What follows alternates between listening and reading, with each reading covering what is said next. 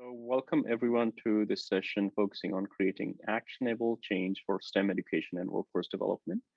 This event is sponsored by the generous funding from National Science Policy Network, and it's an event organized by Graduate Professional Success in STEM program of UC Irvine in collaboration with Journal of Science Policy and Governance and STEM Advocacy Institute.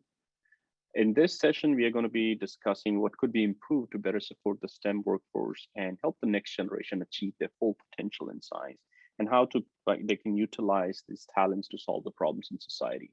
So with this, we are going to have a particular focus with individuals who encounter STEM education and training, and discuss like some of the strategies that early career researchers can use to make improvements in the system, today's system.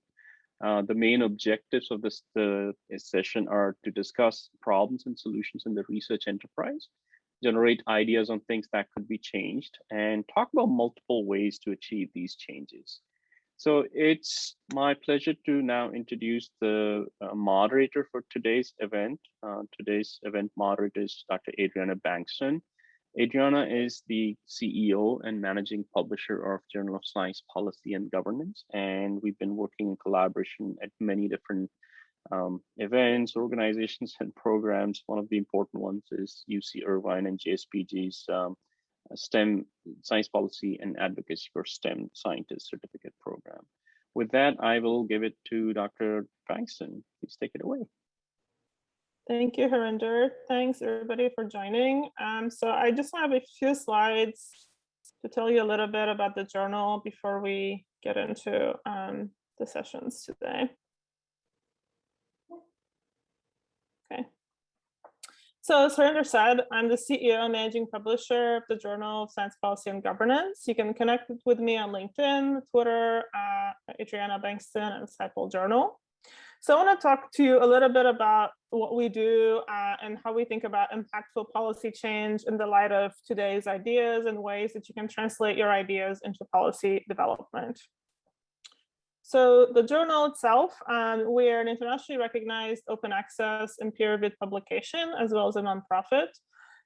In addition to publishing early career work, we also look to elevate the work through different platforms, workshops, webinars, podcasts, as well as really thinking about how we engage scholars into policy debates. We also seek to bolster their research and writing credentials for early career scholars, and we organize a number of events as part of our special issues in relation to different topics that I'll talk about. So we publish in a variety of formats, which you can see here: op-eds, technology assessments, memos, policy analyses, book reviews, etc. And we also publish on a number of different topics, which you can see here. STEM education and workforce is one of them. A lot of other ideas around changing research, as well as diplomacy, scientific research policy, application of technology, commercialization, and so on. So there are a lot of ties here to potential ideas that you might develop today that you can submit to us. So this is just one of our current call for papers. Actually, is focused on STEM education and workforce development for the 21st century. This will be our special issue published next year with a deadline of mid-January. With Sigma Xi. We've held a number of events, webinars, as well as a writing workshop on this. And so I think this event comes at a really good time to where we've been thinking about these issues for a couple of months in terms of what are the ideas and how we might implement them. And so hopefully we'll get some really good ideas as far as actions from this session. So I encourage you to submit to our issue. I'll share the link in the chat later, but it's STEM at work. And feel free to reach out if you have questions about the call for submissions. So just want to point out one other thing. We recently published a standard issue that is focused on different topics: climate change, research policy, healthcare, etc. This issue also celebrates 10 years since our first published issue in June 2011. So we made it sort of a celebratory issue. You're welcome to check that out, JSPG 10 years issue. And I'll share the link to this as well. So this is really just brief background. And from this issue, as far as today's topic, I want to introduce one of our published authors, Morima Castro, who is also a moderator today, published her paper on incorporating graduate level internships to strengthen the STEM workforce and trainee career prospects. And I wanted her to bring this up and talk a little bit about her paper as a really good example to think about policy change in the space in relation to the event today. So Morima, take it away. Hello, everyone.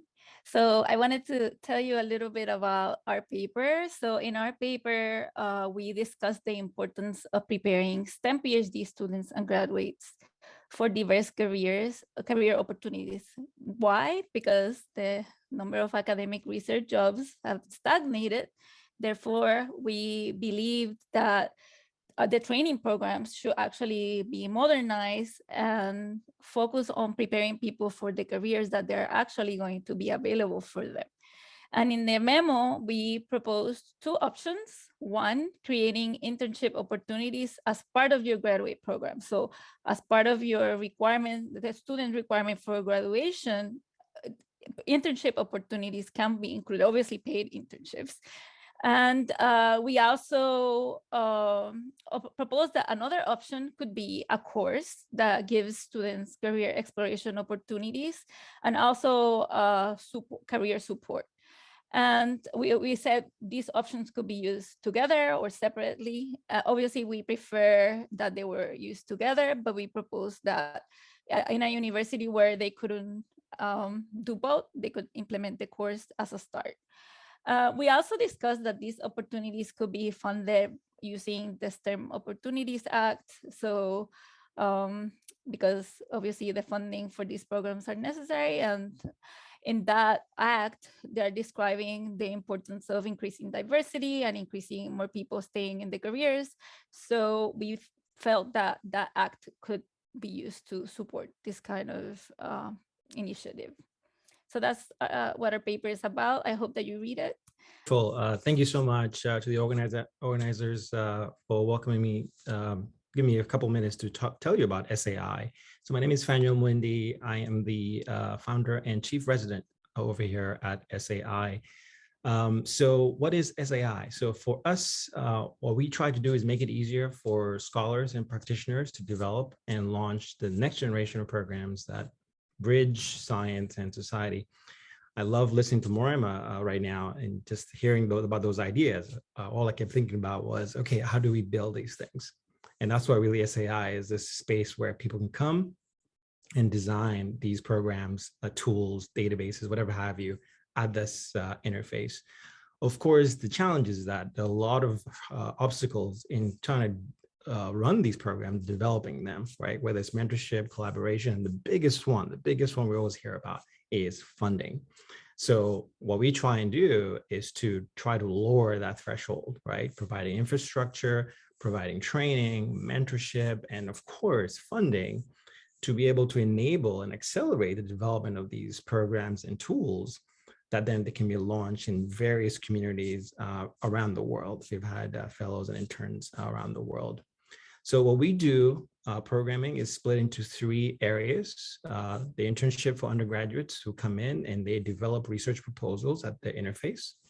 And then the fellowship, and this is really for, I think the majority of you here who are graduate students and postdocs, this is what I encourage you to apply to because the application is now open. You come in 10 weeks, we give you funding, almost $2,000 to be able to then spend the 10 weeks and we walk you through the process of a logic model, think through all the assumptions and the challenges you may face. And at the end of this, you pitch your project to the community and the broader audience. And in fact, tomorrow is our 6th cohort that will be presenting their work that they've been working on for the past 10 weeks. Doing this work, when you look at our residents, so the residential program, whom Adriana is one of our senior residents here, we are working on diverse projects. My own lab, the Mwindi Lab, is an engineering lab where we focus exclusively thinking about how do we develop those tools, in particular, my interest, thinking about career development as well. What kind of programming do we need to build? So the Journal of Stories in Science is a tool that my lab built and is still managing to this day. In addition to these programs that our individual residents are running, of course, we do these community events and workshops where we provide opportunities to connect, to learn, and collaborate. Again, we're all working towards the same goal, so why not work together? That's a really hard thing to do, and we are trying to make that work. This will not be possible without the funding of a lot of people that have continued to support our work. And so I want to say a huge thank you to them. And we're always looking for new ways of supporting our interns, fellows, and residents to continue to support their work. Get in touch. Here's my email, and I will drop the link to the fellows program since the application is now open. So I really encourage you all to apply, and hopefully I'll see some of your applications soon. That's it. Thank you so much. Excited to be here.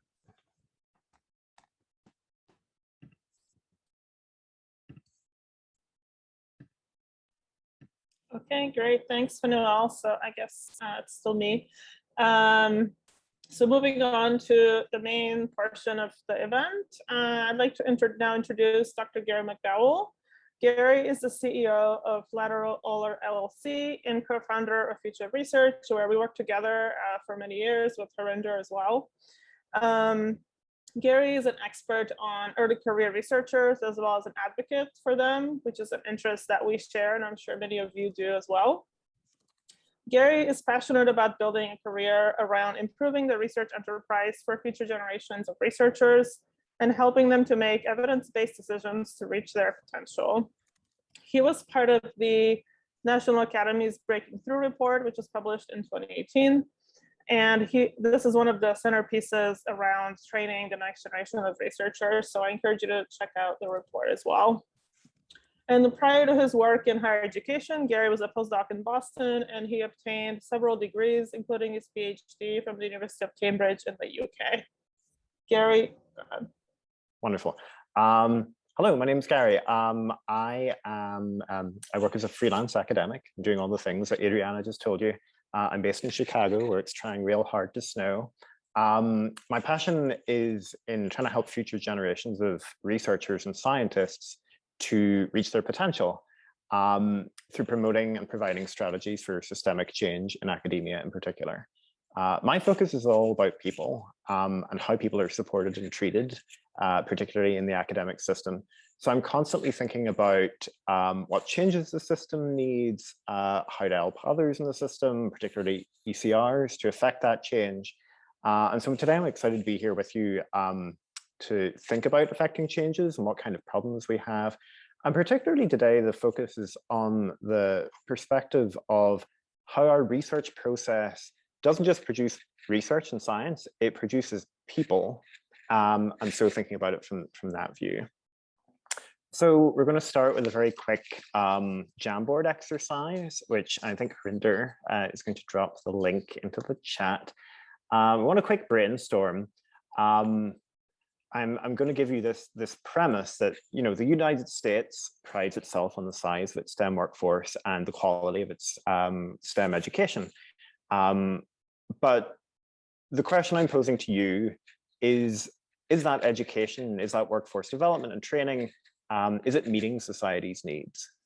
So I'm just going to give you this prompt. What problems do you think there are from your perspectives? You've probably come here thinking about problems that are interesting to you. And so I'd really like to know on the Jamboard what it is that you think. A lot of interesting things coming up here. Some of the things are emerging. There's a lot of the sort of misalignment of the labor market and training. I like the low pay. I really like, I don't like it, but that's an issue that I certainly am very passionate about. I saw somewhere there was a post about lack of resources for people from underrepresented communities. It's definitely an issue. Power dynamics. Cool. All right. So I will get back to my slides. So today we're going to have you break out into various groups to discuss specific problems, specific challenges, and propose ways of affecting change to address those challenges, and thinking about particular aspects of how workforce development and education are carried out. So each of the themes here have components that overlap with each other, and I'm going to go through and introduce each one very briefly. You may notice that we move from a somewhat narrow focus at the top here on academic training.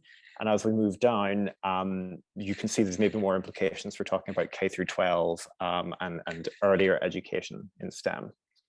I'm also going to share with you a resource document, which I'll pop in at the end of the workshop or later on. It's going to have links to all the papers and resources and so on that I talk about, so you'll be able to read those later on. It just gives you opportunity to just sit and listen to these things. So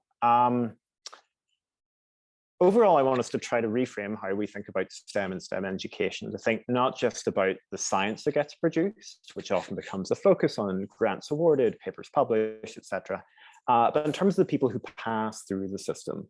I think one of the best articulations for this recently was in the committee at the National Academies, which was parallel to the report Adriana mentioned that I worked on.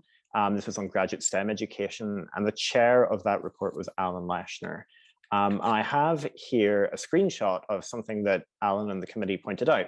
The system seems to work for nearly everyone, but the quote that Jessica Polka captured here is, "The system works well for the mentors who get, pardon the expression, relatively cheap labor and train future thems. The problem is that it does not work well for some employers and for the students who are not going to have an academic career." I actually disagree with Alan on this last point, because I don't think it even works particularly well for people who are going into academic careers. You know, we don't train people how to manage labs, how to manage people, how to mentor people, how to manage budgets, how to make a project work across a multiple personnel group. We just train people very highly in technical positions to do bench work really well, and then just expect them to pivot to a completely different role, which is often very stressful for everyone involved. And this is because the unstated but clear primary goal of all of these positions, of graduate and postdoc positions, is that someone has to be doing the bench work in order to get the science done. And that is the primary driver. And so I'd like to flip this, this view on its head a little.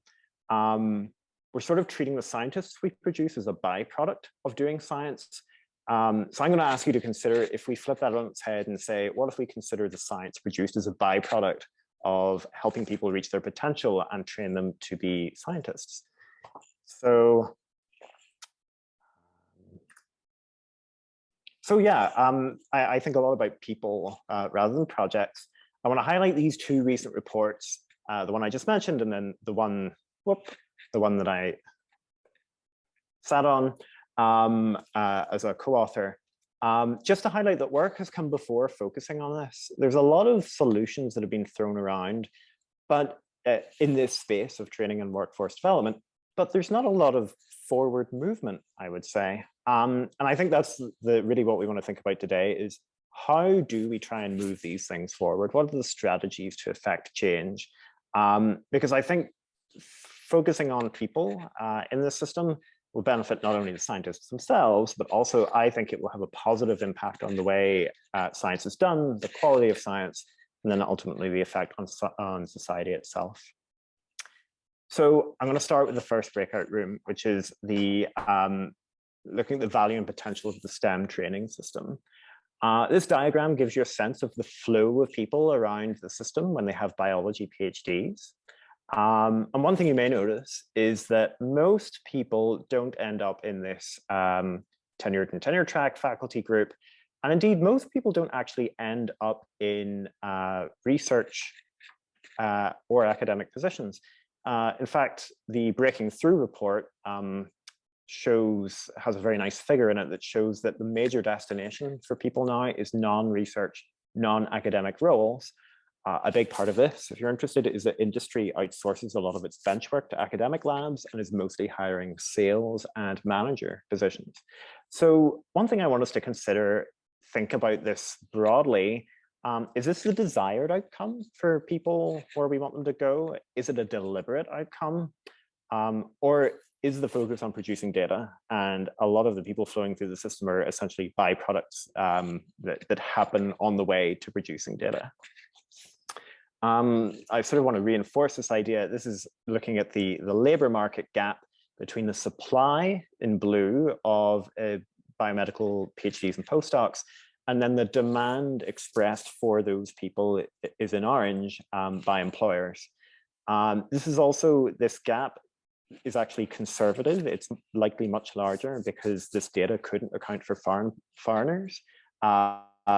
Foreign postdocs make up 2/3 of the biomedical postdoc workforce. And so this maybe just asks some difficult questions about why we're producing so many PhDs. Why aren't we looking to employ all these people with PhDs that we're producing?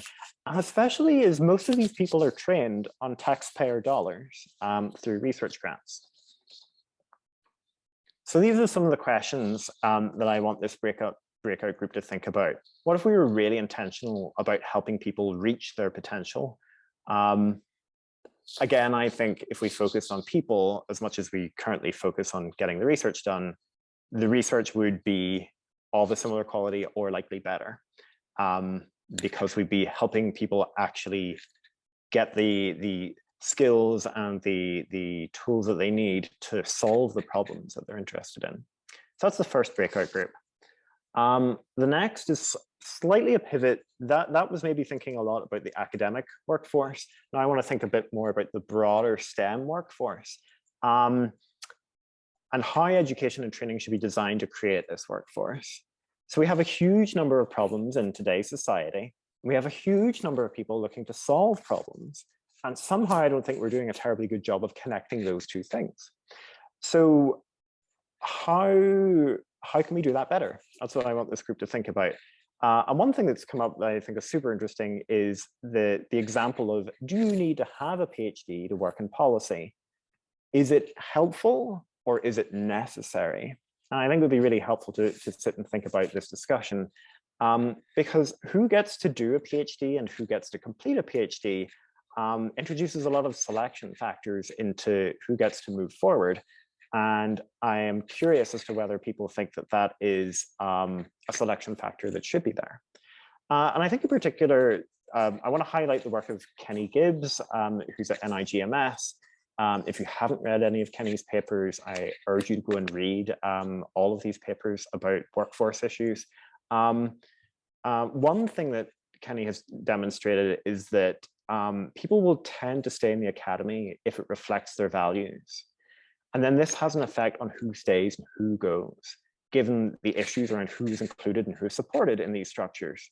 And this chart shows that compared to men from well-represented groups, every other group will be less likely to have high interest in a faculty career in a research-intensive institution. And women from underrepresented groups are significantly more likely than everyone else to have a high interest in a non-research career. Is this a good thing? Is this a bad thing?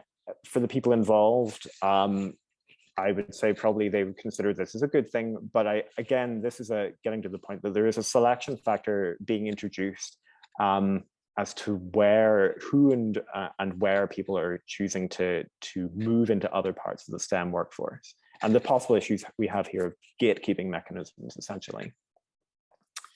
The third breakout room moves over into the idea of identity as a scientist. So the kind of gatekeeping we talked about can have effects on people and whether they feel they are a scientist, a practicing scientist, whether they feel part of the scientific community. I want you to sort of take a moment to think about the possible impact of having, say, K through 12 students more strongly identify as a scientist, or with people who do science, and the effects that could possibly have regardless of where they go. Consider also perhaps how often people may refer to themselves as artists or artsy in the general population versus identifying themselves with scientists. I have a very strong personal interest in peer review, and particularly the role that early career researchers face. And I just want to bring an example across here to try and illustrate my point. A lot of grads and postdocs are doing peer review for journals, but it turns out it's in a pretty hidden role. They're often doing it for professors they work for. This is one of those things in academia that somehow everyone knows is happening and yet no one knows is happening, or express surprise when they hear that it happens. So we asked early career researchers who had participated in review of journal articles with their PI, to your knowledge, did your PI withhold your name from editorial staff when you served as a reviewer or co-reviewer? 46% said they knew specifically their name had been withheld, 32% didn't know, and 23% knew that their identity had been provided to the journal editor. I just want you to reflect and think how this 23% may feel, how valid as a scientist they may feel that the journal knows that they participated, that their PI supports them in this participation, and that they were part of the authentic process compared to everyone else. There's literature looking at paper authorship in middle and high schoolers that actually shows that participation in scholarly publication processes really makes a big difference to your sense of identity as a scientist and with scientists. And you know, the peer review example is just one, I think, of many examples of little gatekeeping things that give people a sense that they are not yet there, that they're not yet scientists.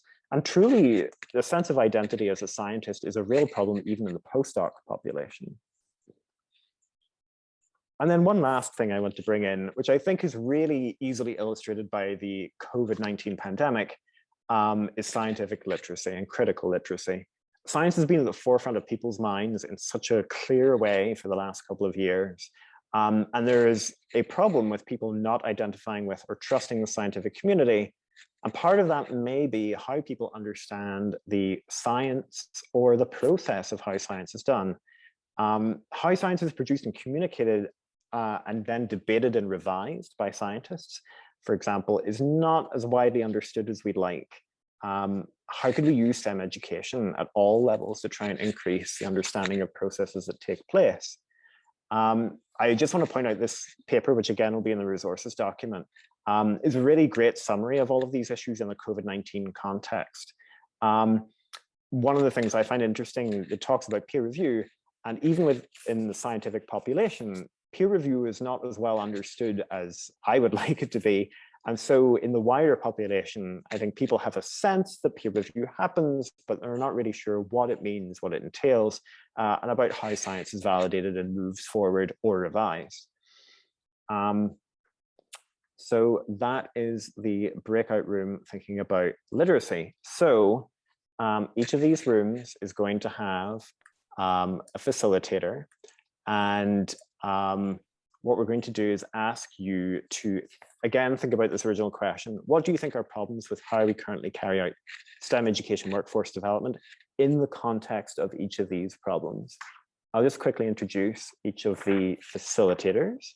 So for value and potential of the STEM training system, we have Erin Saybolt, who's a program assistant at AAAS's Center for Scientific Evidence and Public Issues. She's a research associate for the Bankston Lab at the STEM Advocacy Institute and is chair of the Recruitment, Onboarding and Early Retention Committee at the National Science Policy Network. In room 2, we have Morema Castrofai. She holds a PhD in the learning sciences with a focus on STEM education and currently serves as the student services coordinator for a scholarship that supports low-income students in STEM. The value or forming a person's identity as a scientist is going to have Nicole Catanzarit. Nicole works with science and technology policy at several organizations and has a PhD in neuroscience and cognitive science. And then in increasing critical science literacy, we have Gwendolyn Bogard, who's the government relations associate at the AAAS Office of Government Relations and has a bachelor's degree in chemistry. So we talked about some different issues with current STEM training for PhD students. And one of the main problems is that industry professionals have identified that PhD students aren't necessarily industry ready right out of school. And so despite having years of training and experience in an academic lab, they need further training to be able to translate their skills into industry settings. And then another issue we identified was that people with their PhDs or PhD students are highly trained in theoretical skill sets. However, they aren't always able to translate into like a practical skill set. And so using their skills in the lab and translating that into different settings is sometimes difficult. And that's not always trained in PhD level education. Great, thanks. Marema, do you mind telling us about your breakout group? Of course. So we talked about that one of the issues with who will be the STEM workforce and why do you need a PhD to work in policy and in things like that is that there's lack of clarity of what the goal of getting a PhD is from the get-go, right? Oh, there are benefits from the training. You learn to problem solve, you learn to, but could you train people without a PhD to do that? And then also we talked about the graph that you showed us that maybe because in academic situations and also in STEM education in general, there's lack of support for parents and caregivers. So maybe that's why women tend to leave and go to jobs that are more flexible because many people want flexibility, right? And then we also, Laura also mentioned that as a student, she feels that there's also a lack of support for students that are thinking about alternative careers. So it's not clear, like, how are they going to support it. Just sometimes giving them opportunities to meet people that have the alternative career, but not really kind of guiding them and giving them the support they need to actually do that. Great, thanks. Nicole, can you tell us about your group? Sure. So we talked about some problems with forming identity as a scientist could include lack of representation of various groups to serve as role models. Your identity as a scientist sometimes doesn't start until you have a deliverable. For example, once you publish a paper, have a poster, then you might gain the identity. But then an issue is you sometimes lose that identity upon leaving academia. And the third thing we talked about is that graduate students might feel more like a student rather than a full-time scientist. Those are all really good. Thanks. And then Gwendolyn, can you tell us about your group? Sure. I was actually placed in the societal issues breakout room, so we talked similarly about Mariah stuff. But I think folks gave a good background on, like, again, lack of exposure to opportunities outside of academia, and especially like zeroing in on the idea that PIs often they're teaching what they know because it's an apprenticeship model. So if you don't know what's out there, like, how can you expose people to it? And the idea that, like, yeah, academia has a tendency to self-select for those folks in those positions. Great, perfect. All right, so I want to move on and try and think about solutions now, or at least trying to get us to think about solutions and ways of affecting change. Again,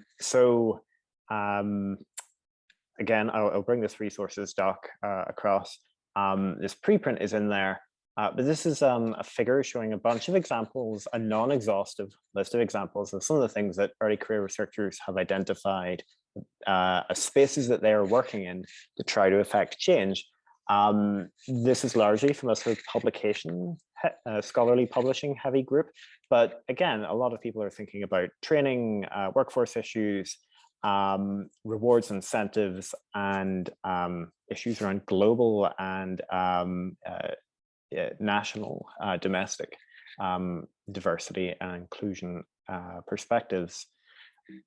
And sorry, this is a little bit blurry. I'm afraid the quality of the figure is not great in the paper, but this gives you a sense. These are things that early career researchers identified as needs that they have for affecting change and some of the challenges that they face in those spaces. Some of the key themes here are gatekeeping, infantilization of the roles that ECRs play, not dissimilar perhaps to how they might be viewed in doing their research work. And I think the identity group sort of touched on a couple of those things. And also, there's an overarching problem in all levels in academia that people view their careers as dependent on or extremely vulnerable to the kind of advocacy work that they might undertake or doing anything that is outside of the norm. So many of you here are early career researchers. Hopefully you find this helpful. But I think, you know, this also applies really to any kind of community or group that is trying to affect change. each community has assets and then its own challenges that it faces in trying to affect change. And as someone who likes to think about systems, I sort of want to encourage us to think about strategies that are systemic in their nature, that think about fixing problems, the problems that you just came up with, but with a sort of wider system of people working to affect change, and thinking about strategies that might go beyond individual actors or individual groups working, but perhaps thinking about combining the assets and overcoming some of the challenges that those groups face. So this is an example of perhaps a route that early career researchers have taken in affecting change. So you'll sort of see, if you look through this, one of the key things is communication, which early career researchers, there could be a lot of them. They can have a lot of voices. So communication can be a really key asset. They can, early career researchers are really at the forefront of doing science, and so they can really speak to the actual experiences going on. But of course, there's some challenges to overcome. And one of the great needs and abilities that early career researchers have is to network and build communities together. One of the things I found striking at the conference where they came up with this preprint was that there were so many similar efforts going on that people told me about that were very similar to other efforts that I either knew about happening now or that had happened in the past. And, I've been around in this space now long enough to see early career efforts start, go through various phases of growth and affecting things, and then disappear. And a big part of this, of course, is down to the high turnover rate of early career researchers in the positions that they work in. So I think one of the other key failings can be a lack of cooperation. We're all taught in the academy that we should be independent, we should be working on things independently. And I think that can sort of hinder us in trying to work cooperatively with other stakeholders, with other groups, and even with people in different roles and different perspectives. So I sort of want to use the example of myself, Harinder, and Adriana here. Harinder's at a university. It means he has access to some of the key working parts of the academic world, but also Harinder is therefore a part of the system, and so has to be careful about what he says and does. Adriana's in a policy development space, is able to work on crafting legislation, but again has limitations in what she can say or do based on the fact that she's employed by an organization. I, on the other hand, can say or do whatever I like, but at the end of the day, this is because my independence from really any of the traditional power structures or incentives of the academy. But at the end of the day, I can just be this lone voice shouting into the void if I'm not working with other people to try to affect change. And so, the three of us have been working together on things, and each of us has assets that we bring and challenges that we have to overcome. And that is key, I think, to thinking about a community of change, just as a little bit of an insight. So I'm going to break out into the breakout rooms again.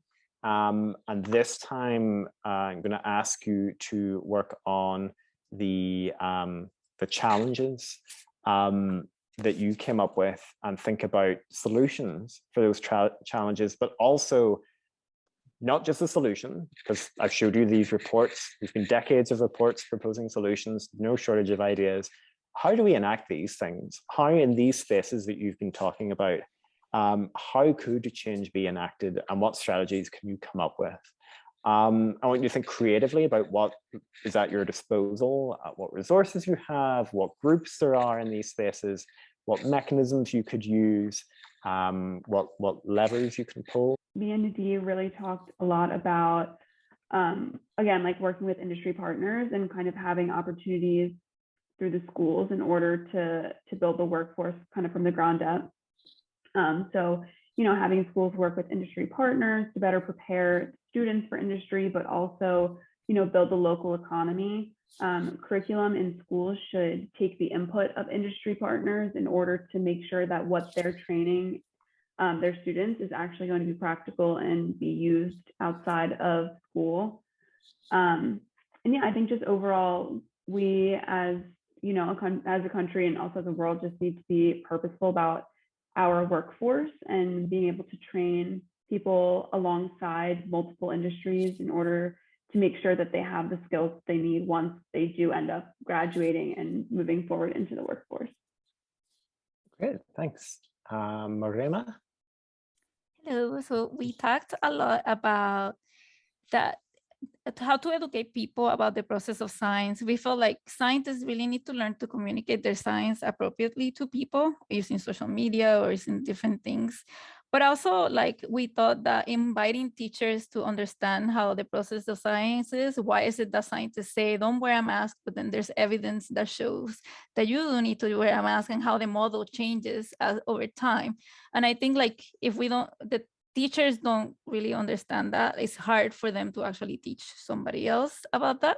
And then also, it's really important to identify what is the goal of scientific literacy. Is it to create more scientists, or is it to develop people that understand the relevancy of science in their life? Maybe it's important to use examples and real world problems that actually make science relevant to their community. And we talked a little bit about this paper in education in which they studied heat islands with kids, and they did it in their own communities, and then they had them discuss how they will redesign their community based on their findings. So I think that that's an example of how to use science in a way that is relevant to a community. Nice, thanks. Nicole? So one thing we talked about is formalized organizations, and Alberto mentioned one, minoritypostdoc.org, which I just put in the chat. He's a coordinator or collaborator with this along with other stakeholders. So this is for minority scientists, and that is a good way to kind of encourage what we talked about. And then one issue that we talked about addressing would be facilitating the stability of these organizations that are more niche and not, you know, like the big overarching organizations. So finding ways to make these ones more stable. We talked about kind of pathways, hiring programs that allow for conversion from a postdoc to a faculty, because when you're a postdoc, you still might feel like a temporary worker. And we talked about the University of California President's Postdoctoral Fellowship that allows for a more guaranteed conversion from postdoc to faculty, coming up with more things like that. And another one, so for scientists outside of academia maintaining their identity as a scientist, you can stay active in your professional society. But one issue we also talked about is that within biology, many of these societies seem to be more geared toward academics. So finding, I guess, societies and opportunities for people who aren't currently academics to stay involved. And then the last thing we talked about is student titles during academic training. So when you're going through your undergraduate and your graduate school, learning to do research and learning to do science, sometimes the titles that you're given might minimize the things that you're doing. You're often called an assistant when really you might be leading and managing the projects that you're doing, and you might be called an assistant for teaching a class when really you're teaching that class all by yourself. So it might make it seem like you're doing less than you feel that you are. Great, thanks. And then Gwendolyn. Amazing. Yeah, I think similar to some of the other folks, we really did look at it through kind of a workforce lens, and one of the kind of overarching ideas brought up was, especially like with funding structures, that when you have like trainees who are like not getting funding going like directly to the purpose of like their education. So like instead of funding as it is currently, like PIs, labs, projects, like directly funding based on need of how many PhDs are coming through, not based on like you completing a project that they approve of, like the overlords. And then also like the idea of having these projects that are tied to your own hypotheses that are like, so these like silos start forming. So yeah, and then also one of our folks had a recent experience with applying for an F31 grant, and so that always like ties in as far as like grading like and taking off points for like old irrelevant scores and things like that.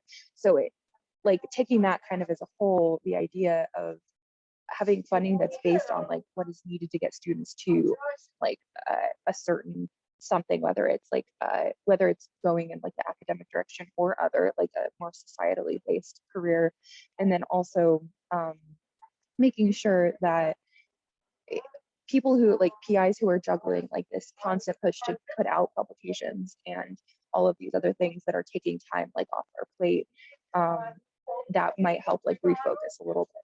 So yeah. Thanks, Gary, and thanks everybody for your thoughts. Same here. I'm looking forward to going through your ideas and compiling into something. We did talk about writing a blog post or something after this, so we'll probably be reaching out to some of you for ideas. And so I'll just share our JSPG information again, which I didn't share all of our channels, but if you'd like to follow us again, I think these ideas are great for our next call for papers and just keeping in touch with thinking through the policy changes that we're looking to receive from you all at the journal. So I think that's it from me. Thanks to all the moderators, and Gary, again, thanks for running the session today. Thank you, Gary. Thank you, Adriana. This was wonderful. And thank you all for joining. It was a smaller group, but it was wonderful discussion. It's really exceeded our expectations.